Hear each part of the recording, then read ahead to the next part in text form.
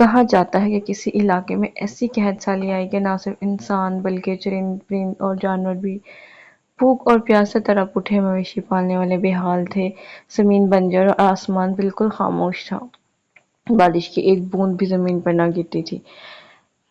ایسے ہی ایک دن جمعے کے خطبے میں مولوی صاحب فرما رہے تھے اور بڑے ہی یقین کے ساتھ کہہ رہے تھے کہ اگر کوئی شخص بسم اللہ کہہ کر دریا کو حکم دے تو دریا بھی رستہ دینے سے پیچھے نہیں ہٹتا۔ یہ الفاظ ایک سیدھے سادے چرواہے کے دل میں تیر کی طرح پیوست ہو گئے۔ اس نے یہ سوال کیا، نہ ہی کوئی شک، اس نے بس یقین کر لیا۔ اسی وقت وہ اپنی بکریاں لے کر دریا کی طرف چل دیا۔ دریا کے کنارے کھڑے ہو کر اونچی آواز میں کہا، بسم اللہ الرحمن الرحیم، اور دریا سے کہا کہ اے پانی، میں اپنی بکریاں چرا کر پار لے جانا چاہتا ہوں، مجھے گزرنے دے۔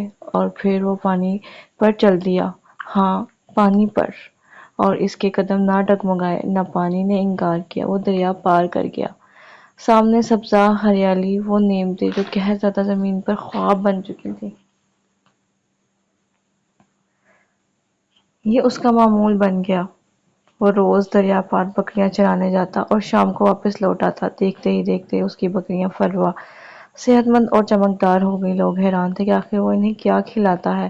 چرواہے نے سادگی سے سچ بیان کر دیا، میں تو بسم اللہ پڑھ کر دریا پار لے جاتا ہوں۔ لوگ ہنس پڑے، کوئی نہ مانا، مگر بات پھیلتی گئی، یہاں تک کہ مولوی صاحب تک جا پہنچی۔ مولوی صاحب نے بلایا اور پوچھا، اور چرواہے نے کہا،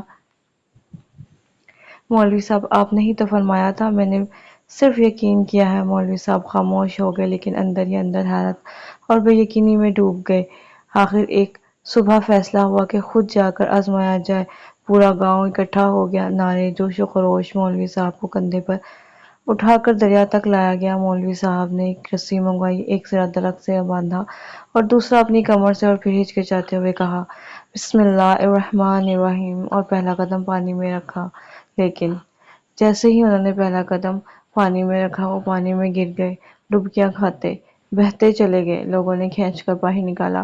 چرواہا خاموشی سے دیکھتا رہا، پھر آہستہ سے بسم اللہ پڑھی اور دریا پار کر گیا، جیسے روز کرتا تھا۔ سب حیران تھے، کوئی اسے ولی اللہ کہہ رہا تھا تو کوئی کرامت اللہ۔ مگر چرواہا نہایت عادت سے مولوی صاحب کے پاس گیا اور کہا کہ مولوی صاحب، مجھے آپ کی بسم اللہ کی بیماری کا پتہ چل گیا ہے۔ آپ کو بسم اللہ سے زیادہ اس رسی پر یقین تھا اور اللہ نے آپ کو اسی کے حوالے کر دیا۔ مولوی صاحب، میں نے آپ کا کلام سنا اور یقین کیا، اور میرے اللہ نے میرا یقین پورا کر دیا۔ مگر آپ نے اپنا ہی کلام سنا مگر دل سے یقین نہ کیا، اس لیے اللہ نے آپ کو رسوا کر دیا۔ عزیز دوستو، ہماری دعائیں، ہماری نمازیں اگر